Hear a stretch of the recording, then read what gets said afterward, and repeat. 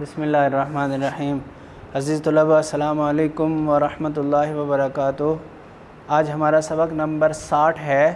جماعت نحو اردو کی نظم پیوستہ رہ شجر سے امید بہار رکھ ہم پڑھ رہے تھے۔ اس کے ہم نے شاعر کا تعارف اور نظم کی بلند خوانی اور اس کی تفہیم و تشریح کر لی۔ آج انشاءاللہ ہم اس کی مشق کریں گے اور مشق کے ساتھ ساتھ اس کا مرکز خیال اور خلاصہ بھی انشاءاللہ کریں گے۔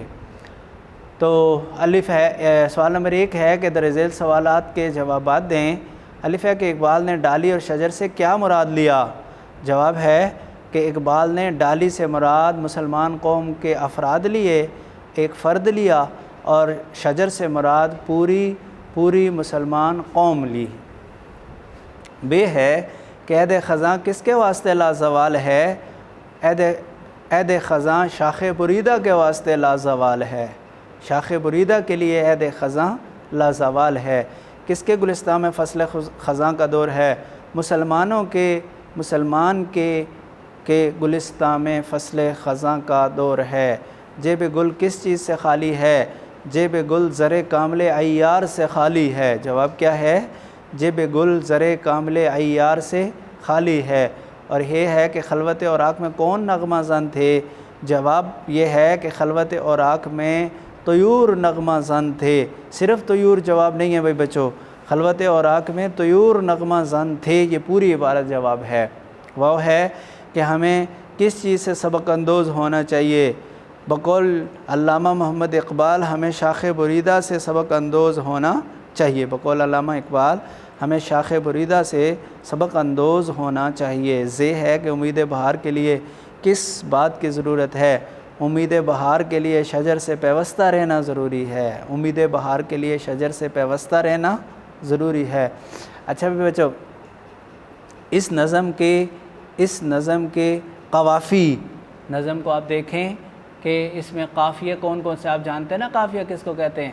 ہم آواز الفاظ کو قافیہ کہتے ہیں۔ تو دیکھیں اس میں ہم آواز کیا ہیں؟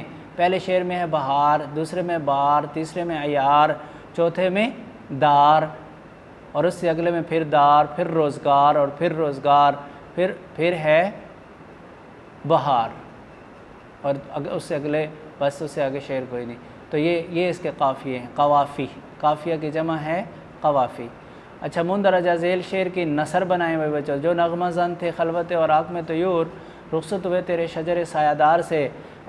ایسے طیور جو نغمہ گایا کرتے تھے پتوں کی تنہائی میں یا خلوت اوراق میں، ایسے طیور جو خلوت اوراق میں نغمہ زن تھے، وہ تیرے سایہ دار درخت سے رخصت ہو گئے۔ وہ تیرے سایہ دار درخت سے رخصت ہو گئے۔ کالم ملانے میں بچوں، سوال نمبر 4 ہے، کالم ملاؤ۔ آپ دیکھو کس کا تعلق کس سے بنتا ہے۔ سب سے پہلا ہے ڈالی۔ تو بیٹا ڈالی کا کیا ہے ادھر تعلق؟ طیور، صاحب بہار، شجر سایہ دار ہیں، آشنا، زر کامل عیار اور سبق اندوز۔ تو بچوں کس کا تعلق کس سے بنتا ہے؟ ذرا سوچ کے بتائیں، سوچ کے رکھیں، پھر میں بتاؤں گا تاکہ آپ کو اس کا پتہ چل جائے کہ جو ہم نے سوچا تھا وہ ٹھیک سوچا یا غلط سوچا۔ تو بچوں ڈالی، اس کا تعلق کس سے ہے؟ شجر سے۔ ڈالی کا شجر سے۔ اور فصل خزاں صحاب بہار، فصل خزاں صحاب بہار، واسطہ تعلق نغمہ زن طیور، جیب گل زر کامل عیار، شاخ بریدہ سبق اندوز، نہ آشنا کا آشنا۔ اور تراکیب اور مرکبات کے معنی بتانے میں بچو۔ فصل خزاں کا موسم، صحاب بہار، بہار کی بارش، عہد خزاں کا موسم۔ فصل خزاں اور عہد خزاں مترادف ہیں بچو۔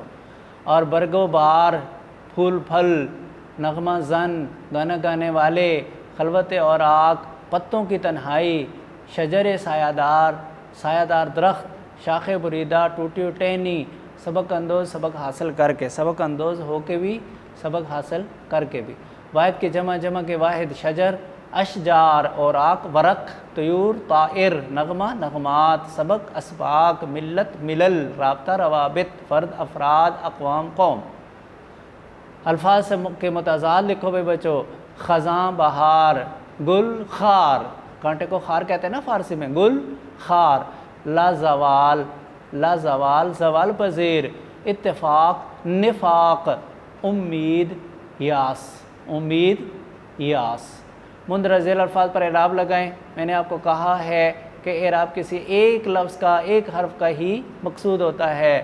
فصل، سواد کا اعراب یہاں مقصود ہے بچوں، اس کو فصل پڑھتے ہیں لوگ، فصل فصل، تو یہ کیا ہے؟ فصل، فے پہ زبر، سواد ساکن، لام ساکن۔ صحاب، اس کو کوئی صحاب نہ پڑھے، سین کا اعراب صحاب، سین پہ زبر، ہا پہ زبر اور بے ساکن۔ بریدہ، بریدہ، بریدہ نہ کوئی پڑھے، بریدہ یا بریدہ، بریدہ، تو بے پہ پیش، رے کے نیچے زیر، یہ ساکن، دال پہ زبر، ہے ساکن۔ گلستان، گلستان، اس کو گلستان نہ پڑھے کوئی، گلستان، لام کا اعراب مقصود ہے، کاف پہ پیش، لام کے نیچے زیر، سین ساکن، تے پہ زبر، نون ساکن۔ اور سبق، ایک ہوتا ہے سبق، ایک ہوتا ہے سبق۔ بیٹا یہ جو ہمارا جو لیسن ہے نا، اس کو سبق کہتے ہیں، سبق۔ سین بے کا اعراب مقصود ہے، سین پہ زبر اور بے ساکن، کاف ساکن۔ روزگار، رے کا اعراب، اس کو ہم سب روزگار پڑھتے ہیں، غلط پڑھتے ہیں، روزگار، رے پہ پیش اور واو ساکن اور زے ساکن، گاف پہ زبر، الف اور رے اسی طرح۔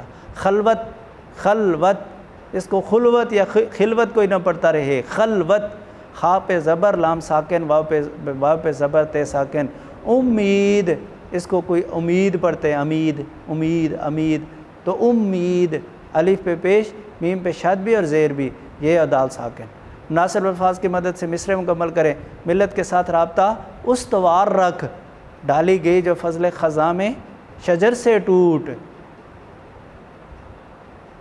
ہے، لازوال آدے خزاں اس کے واسطے، اور جو نغمہ زن تھے خلوت اوراق میں طیور، نغمہ زن، ممکن نہیں ہری ہو صحاب بہار سے۔ علامہ اقبال نے کس طرح اس نظم میں فرد اور قوم کے تعلق کو واضح کیا؟ تشبیہ کے ذریعے سے۔ شجر سے مراد شجر سے تشبیہ دی قوم کو، اور شاخ بریدہ سے تشبیہ دی فرد کو۔ اور نمبر 11 ہیں فرد اور قوم کے تعلق اور اتحاد ملت کے حوالے سے علامہ اقبال مزید چند اشعار اپنی کاپی میں لکھیے۔